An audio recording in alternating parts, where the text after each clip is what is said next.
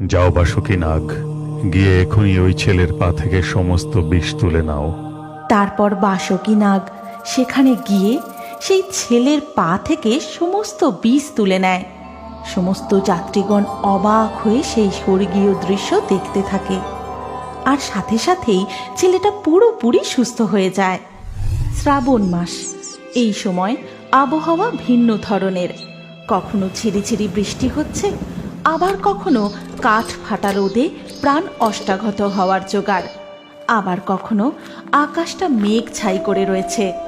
শোনা যায় এই শ্রাবণ মাস বাবার মাস, অর্থাৎ দেবাদিদেব মহাদেবের জন্ম মাস। তাই আবারও শয়ে শয়ে ভক্তগণ বেরিয়ে পড়েছে তারকেশ্বরে বাবার মাথায় জল ঢেলে বাবাকে সন্তুষ্ট করতে। भोले बाबा पार करेगा, त्रिशूलधारी पार करेगा, बम बम हर हर महादेव, हर हर महादेव, भोले बाबा पार करेगा, जटाधारी पार करेगा, हर हर महादेव, हर हर महादेव। ছোট থেকে বড়, জোয়ান থেকে বুড়ো, সবাই একই ছন্দে পায়ে পা মিলিয়ে এগিয়ে চলেছে তারকেশ্বরের উদ্দেশ্যে। দূর দূরান্ত থেকে তারা পায়ে হেঁটে এখানে আসে নিজেদের মনস্কামনা পূর্ণ করতে। এইভাবে দিনের আলো পেরিয়ে ধীরে ধীরে সন্ধ্যা নেমে আসে। এমন সময় এক বৃদ্ধা, ভোলে বাবা পার করেগা, ত্রিশূলধারী পার করেগা, ও আমি যে আর হাঁটতে পারছি না বাবা। তখন সেই বৃদ্ধার ছেলে বলে, মা, তোমাকে কতবার বারণ করলাম, এই বয়সে তোমাকে আর আসতে হবে না। তুমি আমার কোনো কথাই শুনলে না। এবারে না হয় আমি একাই আসতাম। না রে খোকা, যতদিন বাবা টানাচ্ছে ততদিন যাই। বাবা না ডাকলে কি কেউ আর যেতে পারে?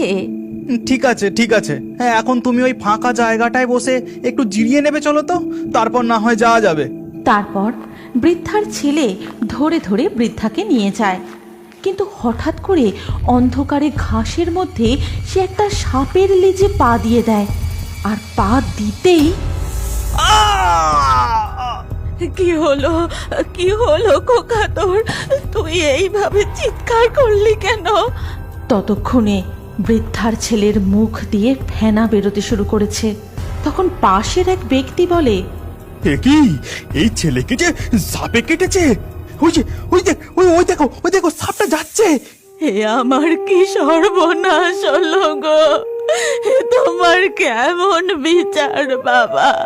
সেই কোন দূর থেকে মনে ভক্তি নিয়ে তোমার ধানে জল ঢালতে যাচ্ছি, আর সেখানে যেতে গিয়ে কিনা এমন বিপদ! রক্ষা করো বাবা, রক্ষা করো, আমার ছেলের প্রাণ তুমি ফিরিয়ে দাও। তখন স্বর্গে বসে দেবাদিদেব মহাদেব, তোদের শ্রদ্ধা ও ভক্তি দেখে আমি সন্তুষ্ট হয়েছি।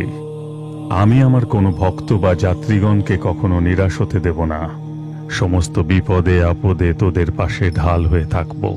যাও বাসুকী নাগ, গিয়ে এখনই ওই ছেলের পা থেকে সমস্ত বিষ তুলে নাও। মহাদেবের আদেশ মতো বাসুকী নাগ মহাদেবের গলা থেকে নেমে মর্তে সেই যাত্রীদের কাছে যায়। তাকে দেখে এক যাত্রী বলে ওঠে, ওই দেখো, আরো একটা কালো সাপ আসছে, এক্ষুনি ওটাকে মেরে ফেলো, না হলে আবার কাউকে কামড়ে দিতে পারে। না না, এই সাপটাকে মেরো না গো। এই সাপটাকে দেখেই অলৌকিক মনে হচ্ছে, নিশ্চয়ই প্রভু রক্ষা করবেন। তারপর বাসুকী নাগ সেখানে গিয়ে সেই ছেলের পা থেকে সমস্ত বিষ তুলে নেয়। সমস্ত যাত্রীগণ অবাক হয়ে সেই স্বর্গীয় দৃশ্য দেখতে থাকে, আর সাথে সাথেই ছেলেটা পুরোপুরি সুস্থ হয়ে যায়। জয় ভোলা মহেশ্বরের জয়, জয় দেবাদিদেব মহাদেবের জয়, জয় দেবাদিদেব মহাদেবের জয়। তারপর সেই বৃদ্ধার ছেলে বৃদ্ধাকে কাঁধে তুলে নিয়ে এগিয়ে চলে। এমনই এক সোমবারে তারকেশ্বরের মন্দিরে জল ঢালতে বেরিয়ে পথের পাশে এক চায়ের দোকানের সামনে চার বন্ধু, কিরে ভাই, অনেকক্ষণ তো বিশ্রাম নেওয়া হলো, এবার চল হাঁটা শুরু করি। আরে এখনো অনেক পথ হাঁটতে হবে যে। না রে ভাই, আমি আর পারছি না, আমার পা দুটো একদম চলছে না, আমি আর যেতে পারবো না। আমি এখান থেকে ট্রেন ধরে বাড়ি ফিরে যাচ্ছি। হ্যাঁ ভাই, তোরা যা ভাই, আমিও রাহুলের সাথে বাড়ি ফিরে যাচ্ছি রে। সে কি রে, বাবার মাথায় জল ঢালতে বেরিয়ে অর্ধেক রাস্তায় এসেই তোরা বাড়ি ফিরে যাবি? এই, এটা কি করে হয়? এতে যে বাবা রুষ্ট হবেন। চল না, দেখবি আমরা সবার সাথে হাঁটতে হাঁটতে ঠিক পৌঁছে যাব। আমার মনে অনেক ভক্তি আছে, বাবা তাতেই সন্তুষ্ট হয়ে যাবেন। ও তারকেশ্বর গিয়ে জল ঢালার আমার আর কোনো ক্ষমতা নেই, আমি আর পারছি না রে, আমি এখান থেকেই বাড়ি ফিরে যাচ্ছি। এই চার বন্ধুর সমস্ত কথাবার্তা স্বর্গে বসে বসে শুনছিলেন নন্দী আর ভৃঙ্গি। আর তাদের এই সমস্ত কথা শুনে তারা বলেন, তবে রে বেটা, বাবার মাথায় জল ঢালতে বেরিয়ে অর্ধেক রাস্তায় এসে তোরা ফিরে যাবি বলছিস? দাঁড়া, তোদের মজা দেখাচ্ছি। কিরে ভিঙ্গি, আমি যেটা ভাবছি তুইও কি সেটা ভাবছিস? তারপর চায়ের দোকানে বসে চার বন্ধু হঠাৎ করে তাদের পিছন থেকে এক ভয়ঙ্কর গর্জন শুনতে পায়। এই, এটা কিসের গর্জন রে? ওই দেখ, পিছনে দুটো খেপা ষাঁড়। এই ষাঁড় দুটো তো আমাদের দিকে আসছে মনে হচ্ছে, ভাগ! তারপর সেই ষাঁড় দুটো তাদেরকে তাড়া করতে থাকে, আর চার বন্ধু ঊর্ধ্বশ্বাসে সেখান থেকে দৌড়তে শুরু করে।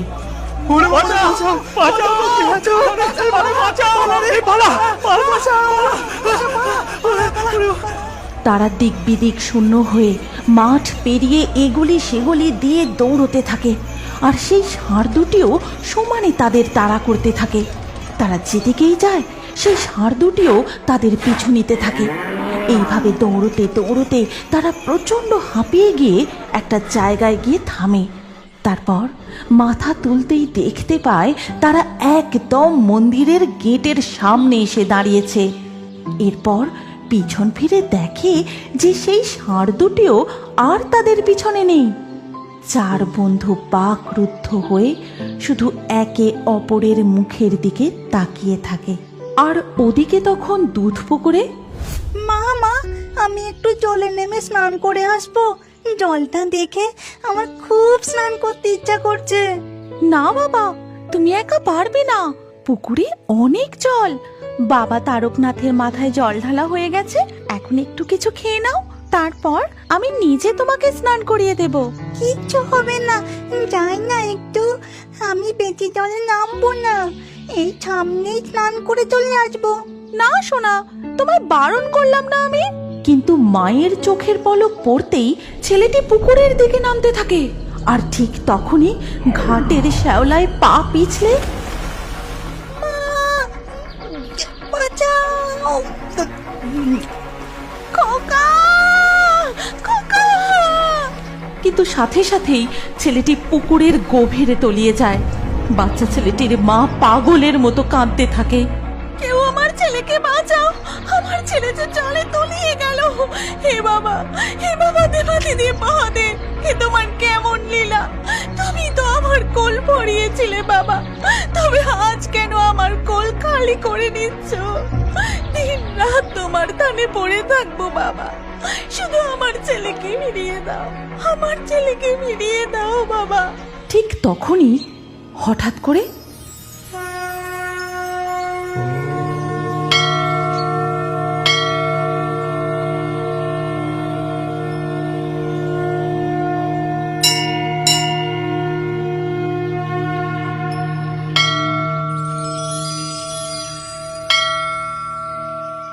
এই নাও গো তোমার ছেলে।